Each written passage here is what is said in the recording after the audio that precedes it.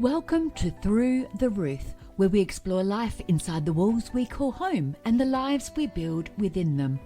I'm Ruth, property professional, storyteller and lover of all things home.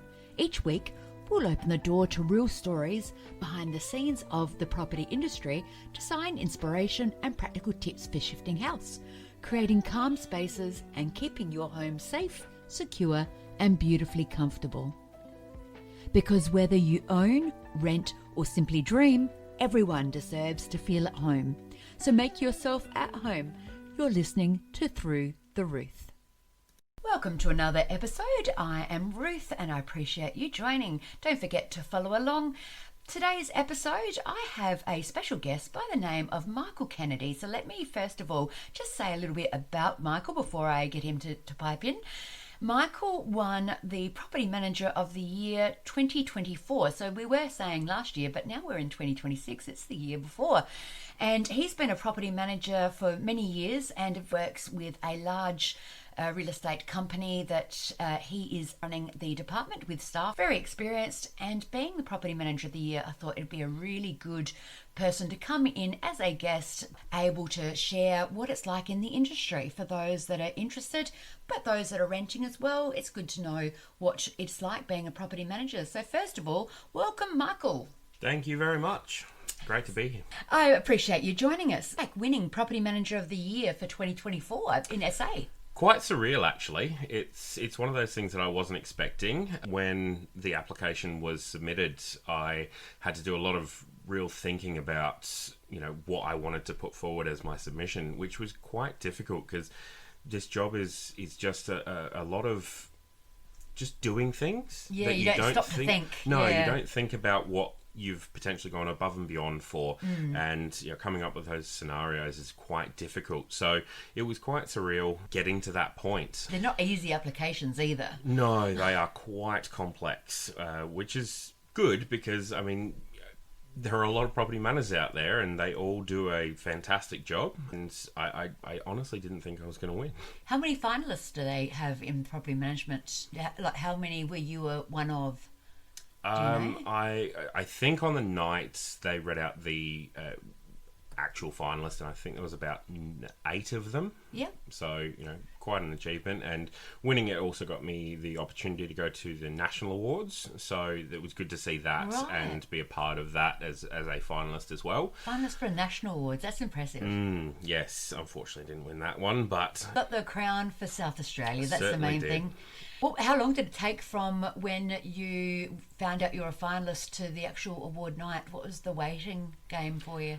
I think it was a couple of months overall, and just getting the questions from other people in the industry of, do you think you've won? Do you think that the person that can be Property Manager of the Year? And my answer was always, not really. Like, we are all fantastic as property managers, and everyone should always be super proud of what they do, and to think that you're better than anyone else is probably a little bit arrogant. And I don't think that anyone should sort of hold themselves in that much of a regard. I think we're all fantastic and we should all be really proud of what we achieve. Which is probably why you were the winner, because you have that personality where you never assume that you're always right. You are pretty much the first to go, let me look into it if I don't have the answer. And you're just always learning, aren't you? Absolutely. And I think that's the one thing about this industry is you always need to be learning. Yeah. It's ever changing. Describe what the property management industry is right now, as an insider. What is it like being a property manager? Chaos. It is chaos. We're still very much coming up from the changes in legislation and trying to adapt, understand. There's been so many changes. It's one of those things that we're still learning. Yeah. And it's creating a lot of decision and indecisiveness in the industry, which it shouldn't. This is just the legislation. This is what we're dealing with. So we have to adapt, overcome, and use it to our advantage wherever we can. Yeah. But it means that there are a lot of people in property management that I have direct contact with in my own office and outside that have a lot of questions about what the right thing to do is. And in a lot of ways, it's a little bit subjective, because what the right thing to do is situational, and the legislation also is quite interpretive. So until it goes to the tribunal, sometimes we don't know how they're going to interpret something as to how we have to react to it in the future. Yeah, and a lot of the things that have changed are brand new. So we don't know what that really looks like until we've got a decision from someone in that sort of position, like SACAT, to really give us the definition. Yeah. It's somewhat ambiguous, and we need that clarity, but the only way to get the clarity is to have the case study, and the only way to get the case study is to have it presented, which is sometimes quite challenging. What's it like as a property manager in general doing this job if somebody was entering into the industry? I think you need to get some experience get some understanding from the experienced people in the industry. Really go with the flow. Yeah, ask a lot of questions. Go to all the information sources that we have, whether it's RESA, whether it's CBS, whether it's everything online, and get an understanding of just this enormity of what property management really is. There is so much there.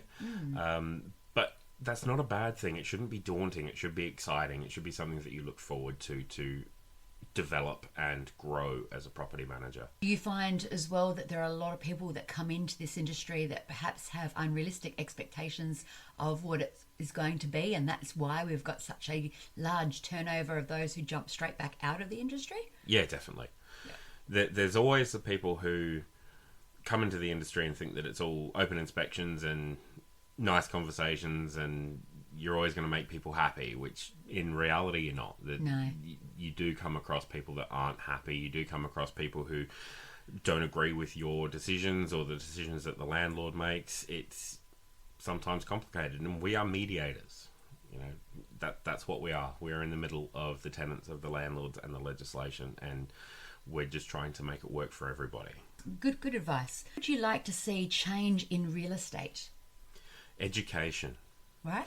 We've got, as we've said multiple times already, changing legislation or updated legislation, and we don't know how to use it. We don't know what it all means, and we need to understand better. We need clear sort of guidance from those governing bodies on how to navigate the various situations that we have. And unfortunately, a lot of the times when we contact places like Consumer Business Services, we get different answers, and it's very difficult, I should say, to get a clear answer when the people that answer the phone have to deal with so much. I appreciate that Consumer Business Services have so much that they govern, but they don't have dedicated areas to handle those questions and complaints. So the people on the other end of the phone are trying to understand not just what we're understanding, but everything that they have to look after. It means that they're not as, I guess, well equipped as they should be, in my opinion. The jack of all trades, master of none, as they say, when you're not focused on one zone. 100%. And yeah, it's very difficult. Also, they're hearing usually from one side of the story, whether it's the property manager, whether it's the landlord, whether it's the tenant. They're hearing one side of the story and giving advice on that, which isn't necessarily always the truth. It's whoever's telling the story's version of the truth, but that can change the outcome of the advice given. And that makes it challenging for us as well as property managers when it's the tenant or the landlord who are calling for advice, which they certainly should do. Advice is always something that should be sought out, but they're getting advice based on information that may not be 100% accurate when, you know, all parties sit down in the same room, for example, at SACAT, and you've got both sides of the story. Perhaps things are perceived a little bit differently, and then the advice that they have been given isn't necessarily correct or accurate or situational specific as they think it has been. The legislation in particular can make it seem that everything's black and white, and we know that there's a heck of a lot of grey. Absolutely. Well, I mean, the classic example of that is reasonable. Yeah. Reasonable should not be in legislation, because your interpretation, my interpretation, and everybody listening's interpretation of reasonable is likely to be different. Yeah. So if we're talking about reasonably clean, what is reasonably clean? Yeah, exactly. Because what my level of cleaning might be very different to my husband's, for example. Absolutely. So, and that's two people that are very close. And that's interpretation. Yeah. What's the biggest lesson you've learnt? You can be wrong, especially as a property manager. Again, the understanding is that you know everything. I mean, we all go in, we all get trained, we all come out, and you've got a piece of paper that says you're qualified. Yeah. It doesn't mean you're experienced. Yeah. It means you've got a license to do your job, but it doesn't mean you've got the experience to do it. The legislation is ever-changing and vast. It covers all grounds of real estate and property management specific. You are going to get things wrong. Don't shy away from it. Learn from it. Don't have the mistake being a mistake. Have it as a lesson. Use what you discover and find as an opportunity to grow. Yeah. So I think a classic example of that for myself was had a tenant who was vacating and they'd only just moved into the property. They wanted to assign the lease. And my understanding was that you had the opportunity to say no to that as the landlord. But that in turn was incorrect. The legislation states that you can't unreasonably withhold consent from assigning a lease. Previous places that I'd worked, it's always just been the normal that it was no, if you want to move out entirely and have someone else move in, it's a break lease and then we'll do a whole new lease. So that was the advice that was given to the tenant. The tenant didn't agree with that at all, and rightly so, questioned it. So I went and sought further advice from one of the governing bodies who said, no, that's not correct. This is the way it should be done. Immediately went back to the tenant and said, here's the application form. Absolutely, send through the applications. If the applications are no good, then the landlord does have the right to deny those applications, and if you still wanted to proceed with moving out of the property, it would be considered a break lease if you return the keys. Yeah. Went to SACAT, and tenants had been essentially threatening, saying, you were in the wrong. You did the wrong thing. You should let us out of this lease without any penalties and all the rest of it. And I walked into SACAT and said, yes, I made a mistake. I was incorrect. I found out the correct information and acted accordingly from that point forward. It's not a matter of we can't be incorrect. It's a matter of just owning up to it and going, right, this is what has happened. This is the correct thing. And this is what we're doing to move forward. Yeah. And I didn't lose the case because I had acted accordingly given all the information that I had and my understanding. So, Jen, if you do something wrong, but it's okay. Learn from it. And especially in property management, because legislation changes so regularly, what has been correct for the last 10, 15 years suddenly changes, and until we apply it, it's really hard to keep it in mind. Oh, that's right, that particular thing changed. So it comes with its own learnings to a property manager as well. So all 90%, I think, are correct in the information they've given. It is hard to keep up with it until those occurrences happen. Absolutely, absolutely. And with things that change regularly, we've had a lot of changes recently. Yeah. It's hard to understand if you're actually doing the right thing. At the same time, if you don't know 100%, it's okay to say, thank you very much for your question. I need to look into it a little further to have the correct understanding. I will get back to you. Give them a time frame and then get back to them. Yeah. Look it up, find out, ask the questions, get some advice, and then proceed as you're supposed to. Yeah. There are, as with any industry, there are some property managers, unfortunately, that don't have that particular approach. But I think most are of the take where we're here to help people. We're here to assist on both sides. We're not here to make anyone's life harder, because if we do that, it makes ours harder. What do you think on that? Yeah, definitely. We need to support each other as well. If we've got questions and someone who may have the answer, ask the question. We're here to support each other, and we've got avenues to be able to get the support as well, whether it's RESA, whether it's Consumer and Business Services, whether it's the Society of Auctioneers and Appraisers.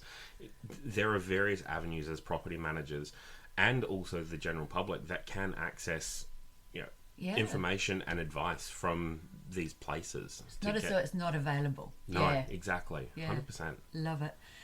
So what do you see for your future? I would like to see the industry as a whole come together more, and for myself be a part of that leadership and education, just growing the industry, just making it So the community. Yeah, absolutely.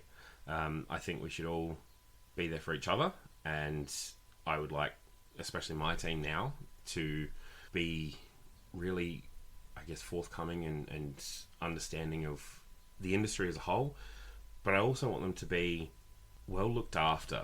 Yes. And, supported, and, I don't like the concept that property managers are working 24 hours a day, 7 days a week. 100%. Everyone else in every other industry pretty much has, time off and a break. Why should we not be the same? Why should we be expected to be on call all the time? Why should our families go without us? Absolutely. So I'm very much of the opinion that I want myself to be able to develop and grow policies and procedures and just the industry as a whole to be able to allow that for the most part, to be able to let people shut down and relax and move away from work. I mean, we should work to live, not live to work. And a supported property manager also that then knows they're supported to have time off can generally do better work when they're on the clock. Yeah, definitely. So that's sort of where I want my future to be, is to grow myself and grow the industry at the same time. So create that community with everybody. That's wonderful. This question I've got is, what's your advice to anyone listening on dealing with your property manager? We're mediators. We, as I said earlier, we are the in-between for the tenants and the landlords. The tenants generally contact us when there's an issue, and the landlords generally don't want to hear from us when there's an issue. We're not the ones making the decisions. We're not the ones holding back your maintenance request being fixed. We have to get approval to spend someone else's money. It's a difficult time for everybody, and a lot of the times there's nothing we can do to speed up the process. If you've got an issue with a blocked drain and your landlord's overseas, then we've got some sort of a time delay there to be able to contact them potentially. We don't have a blanket rule for the most part to be able to just spend their money without their approval. It's a 100% emergency that needs to happen. Sometimes they have given us a pre-approval to spend money. Such as if it's imminent to potentially end somebody's breathing. Yeah. Yep. If it's this, direct safety concern or anything like that. There are sometimes things that we can do, but not every landlord is happy with that. An inconvenience isn't an emergency, unfortunately. No, absolutely not. Especially if you've got two bathrooms and one of them isn't working, then I'm very sorry, but you do have another bathroom, and you've rented the property with two. But it is short term still, and the bigger picture. There is a process to follow. Yeah, and there will always be other people, for example, that only have the one toilet that do have 6 people, and they get the priority as well. Yeah. So, and once we've issued the work orders as well, again, we don't have control over the trades. They may be trades that we utilise, but they're not our company. They're not our business. They're not us. We cannot control their diary. We cannot control them contacting you to book in an appointment. We are happy to pass on their information to you as a tenant if you do need something done, but again, we have no control over how they schedule their jobs or what their availability is. And unless we find out from the tradesperson or the tenant that they don't have the capacity to fulfill the job in a timely manner, depending on what that is, then we can't reallocate the jobs either. So communication is super important. Communication is key from all parties, but if a tenant's not getting contacted by the tradesperson, we don't know that. Yeah. And our because reminders, and our reminders and follow-ups to the tradesperson could be 3 days or 5 days or 7 days, depending on the severity of the job. So we may not know that for the next 5 days. Yeah. If you contact us again, yes, it's an inconvenience to you to have to potentially call, but to get these jobs done, that's the only way that we're going to be able to follow it up and get on top of it. Similarly, if a job has been done and it hasn't been done to your satisfaction as a tenant, you're the one living there, not us. Yeah. We've received the invoice, assuming the job is done as per the request. But if it's not, we need to be told. We need to be able to follow that up, and we're absolutely happy to follow it up. And if it hasn't been done correctly, get the tradesperson back out there. But we can't check in on everything. You know, quite often a property manager has anywhere from 120 to 190 properties. Yeah. If they've all got maintenance requests, or even half of them, you can't spend your entire day following up the trades. It's just not feasible. So that's why we've got things in place for communication to be able to come through to us. Yeah. We need the feedback. If we've got the feedback, we can act on it. If we don't have it, then we're kind of flying blind. We're going off the fact that we've got a tradesperson who says that the job's done because they've sent us through the invoice, and we haven't heard from the tenant to say that it's not done satisfactory. And it's very reasonable to then assume it's fine. Absolutely. Absolutely. So, yes, we're mediators, but get in contact with us. And at the same time, I think it's also worth noting that when maintenance occurs, it's not a tenant's fault that something has occurred. No. And it's not a property manager's fault that it has occurred. And guess what? It's also not the landlord's fault that something has occurred. So it's about having fair and reasonable time to be able to get something remedied as well.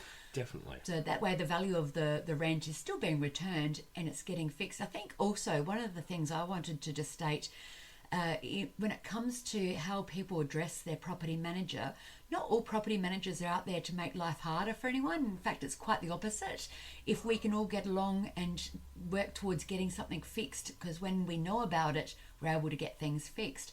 But the actual demeanour, I think, is something that I have found over the years. When people are stressed, they tend to take it out on the property manager. But again, we didn't cause it. However, we're more than happy. Our job is to help fix it. But there are steps involved. What do you have to contribute with that particular comment? Yeah, definitely. And I think the other thing to consider is, although you're upset and stressed, it's not the property manager's fault. So don't take it out on us. But also as property managers, don't take what's being said as a personal attack. It's not necessarily directed at you. Yeah. And you know, it's very easy for someone to get on the phone and, you know, have, I guess, a bad attitude, you could say.